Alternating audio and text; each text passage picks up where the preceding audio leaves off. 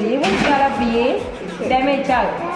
சரி, அதுக்கு தான் என்ன செய்யறதுனாங்க இந்த உள் துணி இதுக்கு வந்து நாங்கள் ஒரு இந்த இப்படி ஒரு துணியை இப்படி ப்ரெஸ்ஸில் இப்படி சுற்றோம், ஃபுல்லாக சுற்றணும். சுற்றினா இப்போ நாங்கள் எவ்வளோ தான் இழுத்து டைட் பண்ணக்குள்ள இந்த துணி தான் எங்களுக்கு இருக்கும், இந்த துணி தான் இருக்கும்.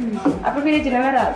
சரி, ஏதாவது ஒன்றுக்கு சுற்றிங்கன்னா சரி, சரியா? ஃபுல்லாக சுற்றும். ஃபுல்லாக சுற்றி விடுவோம். நான் அது வார கிளாஸ் உங்களுக்கு வரைக்கும் இந்த கொண்டு வந்து சுற்றி தருவேன்.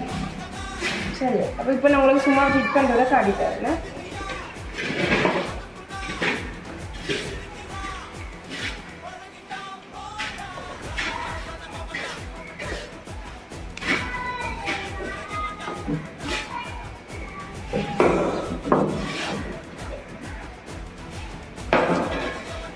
இது இப்படி நீங்கள் சும்மா போட்டுட்டு இதை நல்லா இப்படி இழுங்க.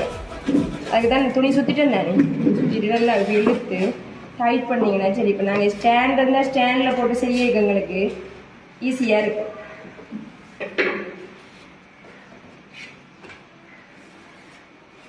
இந்த இப்படி இழுக்க சாரி தானே, சாரி ப்ளவுஸ் துணிங்கല്ലോ. அப்போ பிஞ்சு இதெல்லாம் அப்புறம் எங்களுக்கு தானே செலவு. அதுக்காக தான் நாங்கள் துணி சுற்றுவோம்.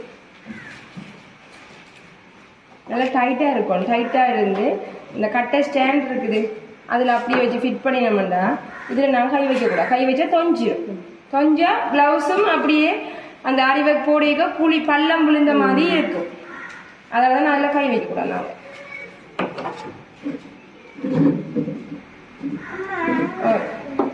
சரி சரி.